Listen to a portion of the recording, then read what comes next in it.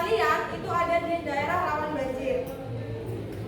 Dan adaptasi sendiri itu memiliki tujuan untuk memperkecil resiko ya perubahan lingkungan yang terjadi. Karena kalau kita di daerah rumahnya sudah rawan terhadap bencana, itu pasti akan banyak resiko-resiko. Sehingga kalian harus menerima perubahan-perubahan yang terjadi di daerah rumah kalian itu sendiri.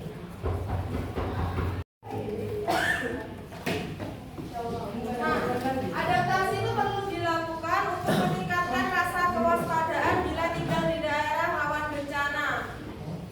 Siapa rumahnya di sini? Apa longsor? Apa yang kamu lakukan sebagai rakyat warga biasa?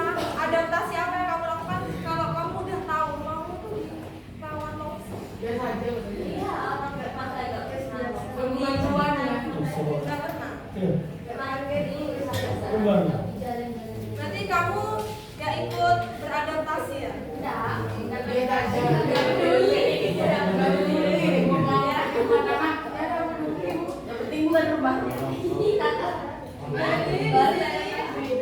Ada 4 tipe adaptasi yang harus kalian lakukan. Yang pertama, pertanian, yaitu dilakukan untuk mempersiapkan varietas tanaman yang cocok pada saat musim tertentu. Jadi, misalnya kalian tuh harus menyiapkan kayak apa ya? Kayak harus tahu kalau musim ini tuh harus tanam tanaman apa. Biar misalnya kalau musim hujan gitu, biasanya tanaman apa yang harus ditanam biar kayak cocok gitu, harus kayak beradaptasi. Jadi harus ngerti tanaman apa yang harus ditanam pada saat musim apa. Terus yang kedua yaitu kesehatan. Dilakukan dengan menambah unit dan fasilitas kesehatan. Kan biasanya kalau daerah tertentu itu misalnya di mana ya? Di Panti misalnya. Itu kan rawan longsor ya. Biasanya di apa namanya? Di daerah Panti itu kan menyediakan kayak vaskes gitu ya. Nah, itu mereka pihak vaskes itu harus kayak menyediakan, harus siap kami membuka fasilitas kesehatan yang ada di Panti. Berarti mereka harus kayak menyediakan di sini rawan banjir, harus menambah lagi fasilitas kesehatan yang dibutuhkan pada saat ada bencana-bencana itu. Terus yang ketiga ada ketersediaan air. Kalian harus bisa beradaptasi dengan dilakukan mengelola sumber air dan perbaikan infrastruktur. Jadi kalian harus ngerti, kayak kalian kan sebagai penerus bangsa ya, harus ngerti gimana caranya mengelola air dengan baik, gimana caranya kalau kalian tuh harus bisa memperbaiki infrastruktur, entah meskipun dari hal-hal yang paling kecil sampai hal-hal yang paling besar. Itu. Gimana kemarin caranya mengelola air dengan baik? Ya, menggunakan ya dengan prioritas. Jadi harus ngerti ya mana yang wajib diprioritaskan, mana yang enggak gitu. Apalagi kalau lagi ada di musim kemarau. Yang terakhir nomor 4 yaitu ada wilayah perkotaan. Dilakukan dengan cara penambahan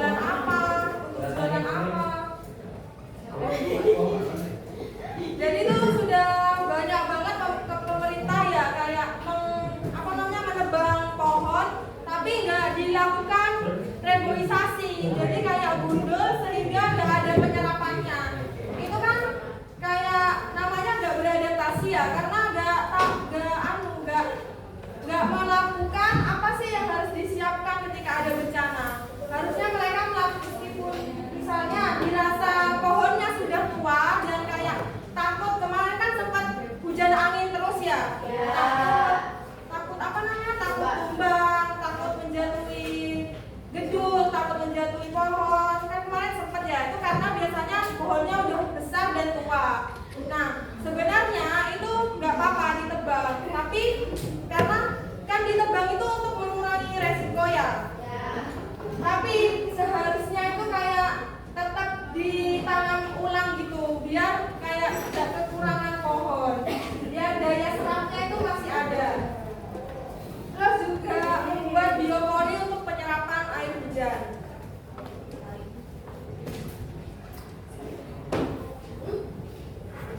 Nah, yang berikutnya di sini ada adaptasi gunung api.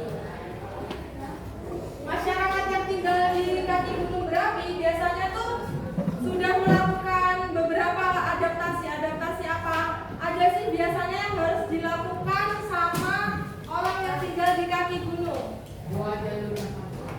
Ya, terus apa lagi? Ya. Nah, di situ kan sudah ada 4 ya. Yang pertama, pembuatan rumah yang kokoh. Jadi, kadang kita kalau udah tahu bencana di gunung, rumahnya di daerah gunung api, harus ngerti, oh, aku tinggal di daerah sini, harus buat bangunan rumah yang kokoh biar kalau ada bencana gempa bumi itu minim kerusakannya. Terus yang kedua, dinding rumah yang tebal. Buat apa dinding rumah yang tebal? Biar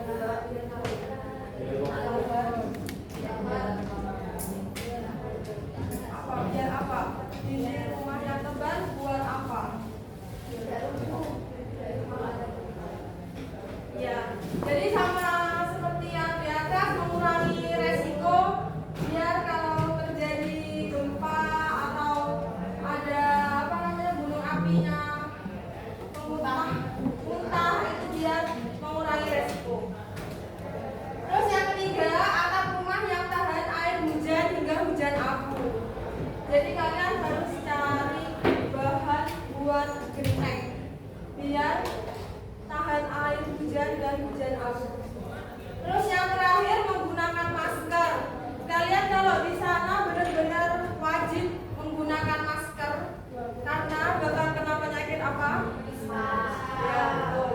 Karena kalau udah kena ISPA itu udah akut ya, pernafasannya biasanya itu bisa sampai meninggal itu ada karena terkena ISPA. Jadi kalian harus beradaptasi ketika berada di daerah bencana gunung api dengan mempersiapkan masker, bisa sampai masker 5 lapis, 6 lapis gitu untuk menghindari dari hujan abu.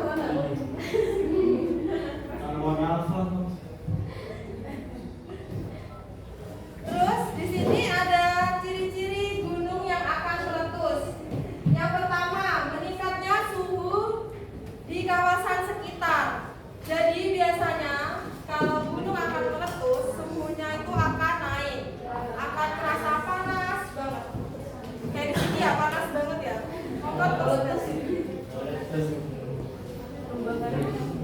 Terus yang berikutnya, mata air mengering. Jadi biasanya beberapa orang itu ngira kalau mata air mengering itu ya sudah kayak mata air mengering biasa, kayak lagi terjadi kekeringan, apalagi posisinya panas juga kan.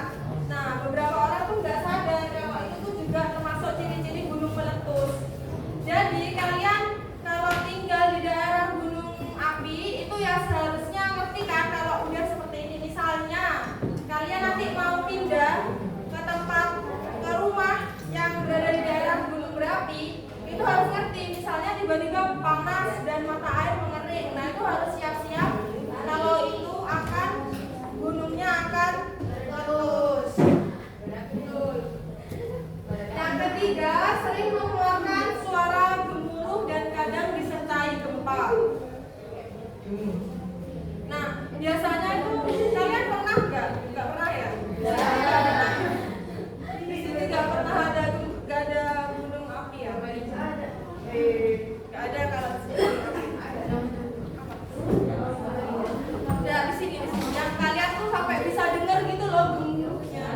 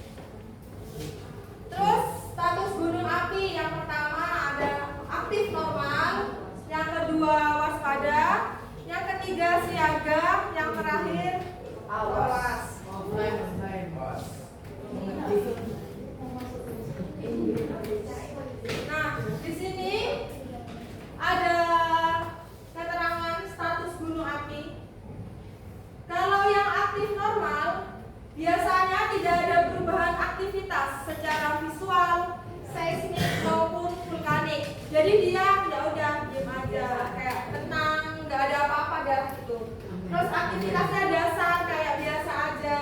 Terus juga tidak ada gejala tekanan lama. Jadi aman aja ya, soalnya ya aktif normal gitu. Terus yang kedua ada waspada. Ketika waspada itu sudah mulai meningkatnya aktivitas seismik, vulkanik. Jadi kayak udah mulai ada kayak tadi suara gemuruh-gemuruh, kayak dia itu udah udah mulai apa ya?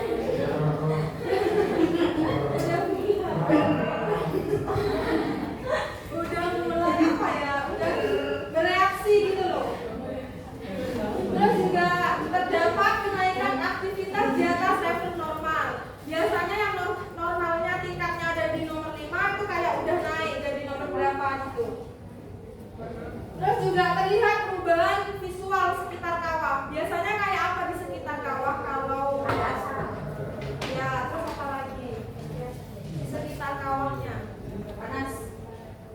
Visual yang bisa dilihat ada. Ya, betul. Terus sampah lagi.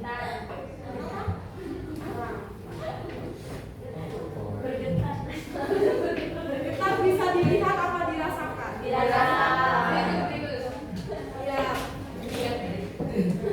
Terus ketika status gunung api sudah waspada, itu pihak-pihak terkait diharapkan untuk pengecekan sarana, seperti sarana untuk evakuasi. Jadi harus sudah mulai disiapkan untuk orang-orang di sekitar mengungsi. Terus yang ketiga ada siaga. Yang pertama yaitu adanya peningkatan intensif seismik. Jadi seismiknya udah meningkat secara intensif ya, kayak udah mulai teratur. Jadi itu udah benar-benar harus siaga. Itu kalau bisa, kalau udah statusnya siaga itu pasti udah disuruh mengungsi, udah disuruh menuju tempat yang sudah disiapkan. Terus biasanya udah penyiapan sarana darurat dan ada sosialisasi di wilayah terancam. Nah itu kan udah dikumpulkan ya di tempat mengungsi. Nah itu biasanya ada sosialisasi, harus diberitahu apa aja yang harus dilakukan. Contohnya kayak tadi harus pakai masker, iya harus jangan panik. Iya jangan panik. Bawa tenda biasanya disediakan. Iya dibawa lagi. Bawa tenda. Terus yang terakhir ada koordinasi harian. Apa gunanya koordinasi harian itu? Buat kayak ngecek gimana sih statusnya setiap hari, kayak biar kita tahu, oh misalnya ini jadi awas, itu kan berarti semakin bahaya ya. Jadi kita harus selalu berkoordinasi dengan pihak yang terkait. Entah tiba-tiba oh udah normal, udah nggak ada kegiatan seismiknya lagi, jadi kita ya udah apa bisa kembali ke rumah, apa tetap harus masih di situ. Nah itu jadi harus adanya koordinasi setiap hari bahkan setiap waktu. Terus ketika sudah statusnya awas, nah itu kondisi paling memungkinkan terjadinya erupsi. Jadi kalau udah awas itu pasti rata-rata udah ada di tempat pengungsian. Jadi udah nyari tempat paling jauh pengungsiannya. Jadi itu kemungkinan udah bakal meletus dan erupsi. Nah, ketika awas ini menandakan gunung yang segera atau sedang meletus. Jadi kadang ada pihak terkait yang nggak langsung mengumumkan kalau itu kalau masih segera. Jadi nggak tahu terus tiba-tiba udah diumumkan kalau itu sudah meletus. Biasanya apa yang pihak terkait apa yang sering ngasih informasi kalau berupa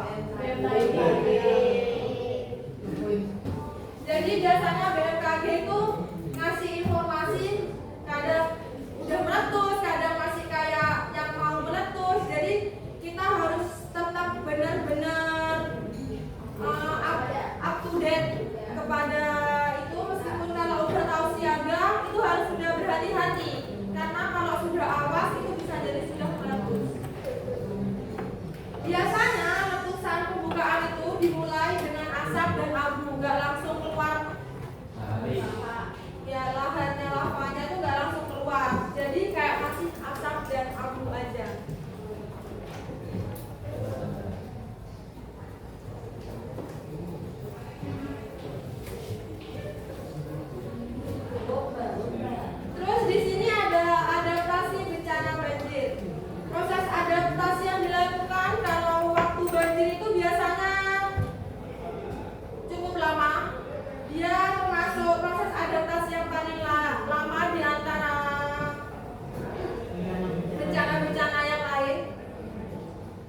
Biasanya waktu ada bencana banjir itu dilakukan untuk meningkatkan kewaspadaan bila tinggal di daerah bencana banjir yang termasuk membahayakan.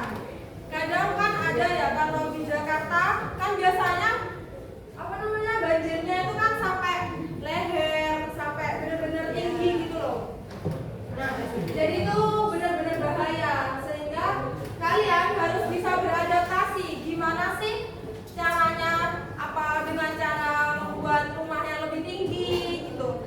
Soalnya waktu itu saya pernah lihat di berita kalau misalnya udah banjir semata kaki, nah itu kemungkinan besarnya akan semakin tinggi banjirnya, sehingga orang-orang di sekitar yang udah tahu kalau itu akan banjirnya tinggi, mereka langsung pindahin mobilnya ke tempat yang lebih tinggi.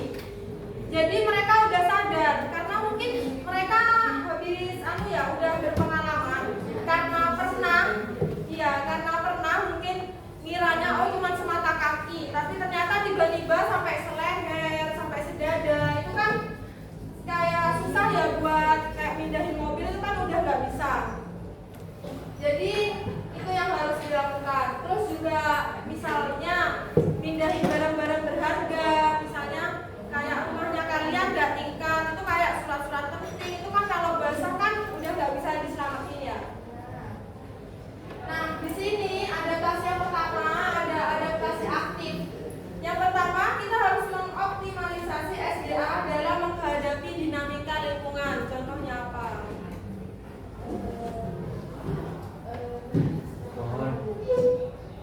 Jadi kita harus mengoptimalisasi SDA, memanfaatkan sumber daya manusia di sekitar. Kadang kan ada sih orang yang kayak mengambil bukan kayak misalnya lagi ada bencana, dia tuh kayak aji mumpung gitu loh, kayak kayaknya aku bisa kayak mengadakan itu ada ojek perahu gitu kan, jadinya kayak dapat lumayan lah, dia bisa dapat uang untuk nambah-nambah nah jadi itu mengoptimalisasi SDM. Terus misalnya membangun rumah 2 lantai, itu juga bisa. Terus yang kedua ada adaptasi pasif, yaitu strategi mengubah diri yang sesuai dengan keadaan lingkungan. Contohnya apa? Ya betul, nah itu kan udah ada ya. Mengetahui perkiraan bulan hujan. Kalau bulan yang memasuki bulan hujan, bulan apa? Desember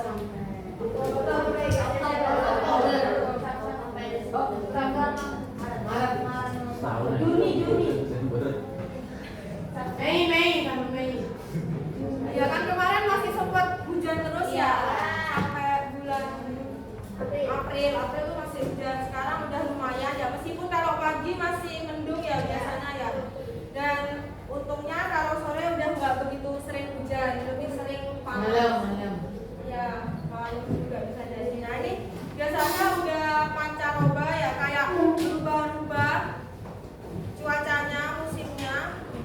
Itu biasanya lebih akan sering terkena penyakit karena musimnya yang berubah-ubah. Terus ada adaptasi bencana sosial, yaitu mewujudkan gotong royong dan meningkatkan rasa solidaritas antar warga. Jadi misalnya kalian kayak ada banjir gitu ya, kan kalau banjir pasti semua daerah tuh terdampak ya, daerah tempat tinggal kalian. Nah itu kalian biasanya gimana sih rasa sosial kalian? Apa kalian aku mau bersih-bersih sendiri dah, gak usah dibantu, itu tetangganya cerai. Biasanya cerai misalnya kalian pinjem apa gitu gak dipinjemi ya. Jadi kalian waktu ada bencana kalian kayak ngerasa gak usah dibantuin dah, biarin aku ngurusin rumahku sendiri kayak gitu kan. Ada ya yang kayak gitu biasanya, kayak gak mau berbaur, kayak mau semaunya sendiri gitu biasanya ada. Jadi kalau ada bencana kalian tuh kalau bisa harus mempunyai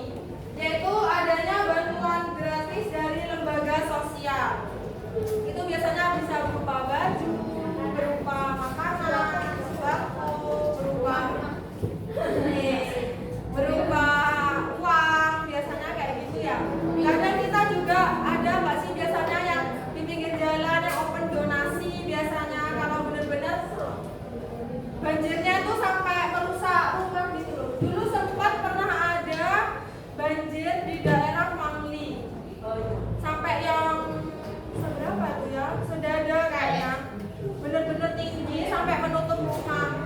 Nah itu di situ bener-bener daerahnya tuh hancur gitu loh. Jadi ya ada beberapa orang yang kayak kesana buat ngasih-ngasih baju, ngasih-ngasih uang atau sembako. Terus yang terakhir ada adaptasi budaya, yaitu mengadakan pengajian bersama atau sedekah bumi. Jadi itu sudah termasuk budaya ya. Biasanya kan kalau habis ada bencana atau apa itu kan ada pengajian bersama atau apa gitu ya. Ayo siapa yang mau tanya? Kenapa pas gempa itu larinya ke bumi? Itu kan kearifan lokal yang ada di daerah yang melakukan itu ya, semong itu kan. Nah biasanya kan setiap tempat memiliki kearifan lokal tersendiri kan. Nah biasanya atau mungkin mereka memiliki kepercayaan tersendiri atau gimana, itu bisa jadi. Jadi mereka memilih untuk lari ke bukit gitu. Entah bukitnya tapi harus dalam keadaan benar-benar terbuka ya, gak ada apa-apa gitu. Jadi kan ya, jadi meskipun gempa ya tetap di dalam keadaan terbuka. Kan yang membahayakan biasanya ada tiang listrik, ada pohon yang bakal jatuh gitu. Kalau di sana boleh kan ruang terbuka. Pokoknya ada di ruang terbuka yang gak ada apa-apa. Iya boleh. Terus ada yang mau bertanya lagi? Sudah? Gak ada? Sudah paham semuanya?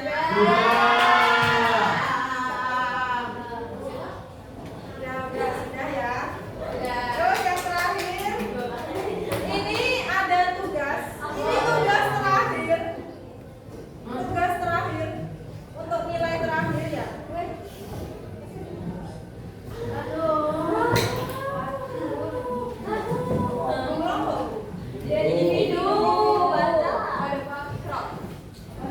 Ini jadi apa namanya?